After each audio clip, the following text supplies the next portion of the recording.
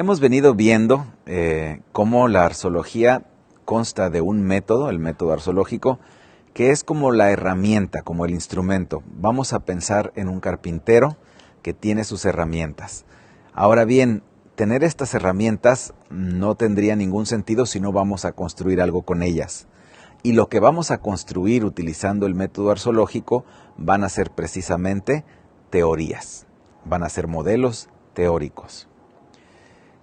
La ciencia de la arceología es una ciencia relativamente nueva y esto hace que no existan aún muchos modelos teóricos dentro de la arceología. Sin embargo, ya a estas alturas existe un modelo principal que es la llamada Teoría General del Arte o TGA. Es muy importante entonces no confundir la teoría del arte con el método para el estudio del arte. Así pues, cuando la gente pregunta qué dice la arceología sobre el arte, se está refiriendo no al método, sino a la teoría. En este sentido, hay que decir que como el carpintero puede hacer distintos tipos de muebles con sus herramientas, también el arceólogo, utilizando el método arceológico, puede hacer distintas teorías. Podemos hacer teorías que sean más adecuadas, cada una de ellas para distintos fines, igual que el carpintero hará muebles distintos para distintos fines. También es posible que con buenas herramientas se haga una mala silla. De la misma manera, es posible que con un buen método se pudiera tener una mala teoría, o que un carpintero muy hábil logre hacer una buena silla a pesar de tener herramientas pobres o inadecuadas. Esto ocurre pues también con la teoría del arte. Así, lo importante aquí nada más es tener en cuenta que debemos valorar la teoría general del arte y el método arceológico por separado. Por supuesto, en la medida que se perfeccione la herramienta, eso ayudará a ir perfeccionando también la teoría. Sin embargo, vamos a siempre tener en mente que cualquier falla en una o en la otra no quiere decir que su contraparte esté mal. ¿Qué es la teoría general del arte? Bueno, la teoría general del arte es precisamente, como decíamos, un modelo. Esto quiere decir, la gente que usa el método arceológico se hace preguntas, muchas preguntas distintas sobre aspectos muy particulares del fenómeno artístico. Esas preguntas les dan a ellos respuestas y estas respuestas se van acumulando. Cada vez los investigadores se van haciendo más preguntas y tienen más respuestas. Llega un momento en que tienen suficientes respuestas para acomodarlas en algún orden y al acomodarlas forman un modelo. Claro que hay muchos tipos de modelos, pero en este caso nos referimos específicamente a un tipo de modelo que se llama teoría o más bien teoría científica. Ahora, ¿por qué la TGA es una teoría científica? Bueno, en primer lugar, porque la TGA es el resultado o está hecha con las observaciones hechas de manera sistemática. El hecho de que sea un trabajo sistemático es uno de los ingredientes que hacen que este modelo se pueda llamar una teoría científica. Además, para poder ser una teoría científica, este modelo tiene que ser un modelo que describa un fenómeno en concreto, de tal manera que la teoría debe valer para el fenómeno, para cualquier ejemplo o caso de ese fenómeno, pero al mismo tiempo no debe valer para otros fenómenos. Por ejemplo, una teoría sobre los perros debería explicar lo que es un perro sin importar si es un chihuahua o un gran danés, pero de ninguna manera debería explicar lo que es un gato. Entonces, así bien, la teoría general del arte es una teoría científica porque explica el arte, describe el arte, pero no describe otras cosas.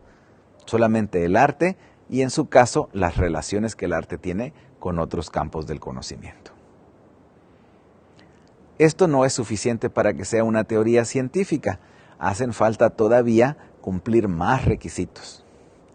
Otro de los requisitos para que estemos hablando de una teoría científica es que todas las respuestas que hemos venido encontrando, a la hora que las acomodamos unas junto a las otras, deben presentar relaciones de causa y efecto.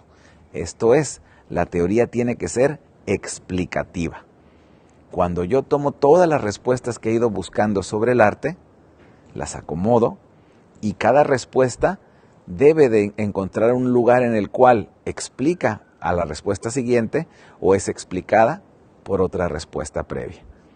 Se van construyendo entonces cadenas de causa y efecto y decimos que la teoría, además de descriptiva, es explicativa.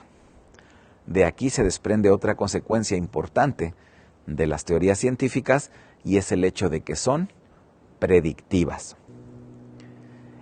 Predecir es muy diferente que poner una regla, que ordenar. En este sentido, podemos decir de manera metafórica que hemos encontrado una ley científica, pero esas leyes científicas o leyes naturales no son como las leyes que nos rigen, por ejemplo, respecto de los contratos o de los actos que podrían considerarse criminales. La gran diferencia está entre el ser y el deber ser. La teoría, para ser científica, observa lo que ve, no lo que debería de ver. Después nos dice, hemos observado que cuando pasa el paso número 1, normalmente sigue el paso número 2. Creemos que existe una relación de causa-efecto. Pero no dice que debe de suceder, nada más dice, normalmente lo que hemos observado es que sucede. Si acaso llegara a no suceder, cambiaríamos de modelo. Pero mientras siempre suceda primero el 1 y luego el 2, nosotros podemos apostar a que del 1 siempre va a seguir el 2. Y esto nos da la tercera dimensión de una teoría científica y es que nos permite predecir. Siempre hemos observado que el agua a los 100 grados a nivel del mar hierve. Podemos entonces decir, creo que la causa de que el agua hierva es que ha alcanzado los 100 grados. Y por lo tanto también puedo predecir, si yo caliento el agua a 100 grados, seguramente va a hervir. Lo que no vamos a hacer es poner una ley que diga, el agua debe de hervir a los 100 grados. Bueno, esto es lo mismo, son las mismas reglas que se aplican a la teoría general del arte. Con todas las investigaciones sobre arte, hemos formado un modelo. En este modelo, cada respuesta que encontramos se va a unir con las demás en un orden que nosotros vamos a considerar como causa y efecto. Y de esta manera vamos a poder predecir. Si yo acomodo en una composición los elementos de cierta manera, la gente los va a percibir como algo estable. Y si los acomodo de otra manera, la gente los va a sentir dinámicos. Es una predicción. Pero nunca vamos a decir el arte debe ser estático o el arte debe ser dinámico. Simplemente vamos a decir, he observado que cuando hago esto, la reacción de la gente suele ser esta otra. Esto ya casi nos pone en el terreno de una teoría científica. Falta, sin embargo, un ingrediente muy importante que se llama la coherencia.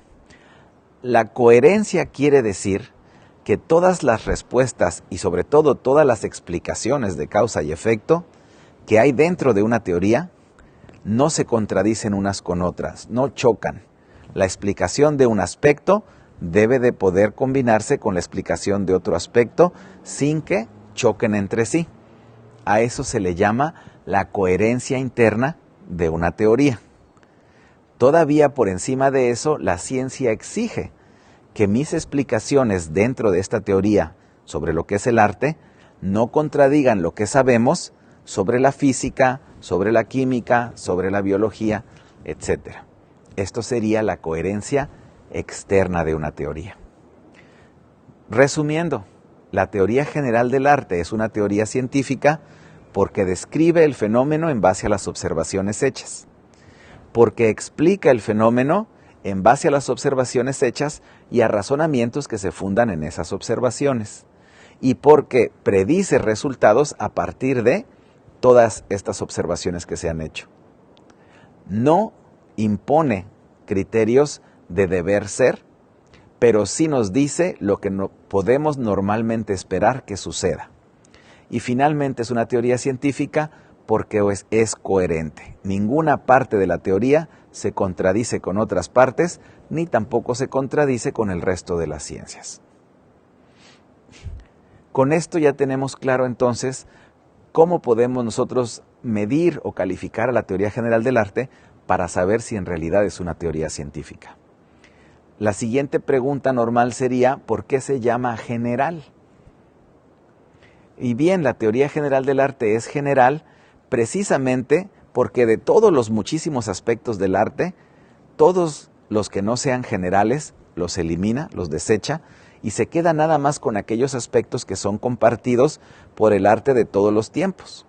Esto es, la teoría general del arte nada más se ocupa de aquellas cosas que tienen en común el arte antiguo y el arte moderno.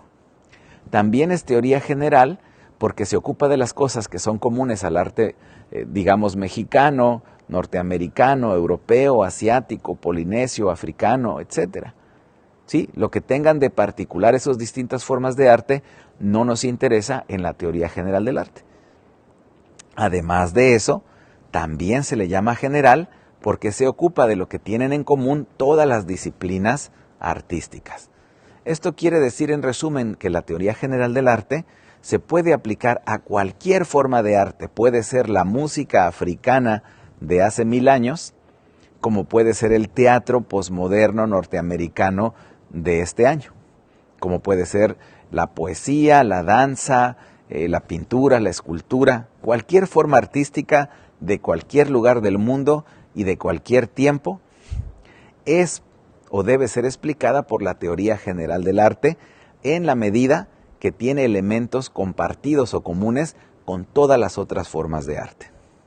Con esto, creo yo, hemos abarcado más o menos una explicación general de lo que es la teoría general del arte. La teoría general del arte, en resumidas cuentas, es un modelo hecho con todas las observaciones que realizamos aplicando el método arzoológico y de las cuales nosotros tratamos de sacar aquello que tienen en común todas las formas de arte y lo acomodamos de manera que podamos tener una explicación de causas y efectos y podamos predecir lo que nosotros vamos a observar en determinadas condiciones respecto del arte.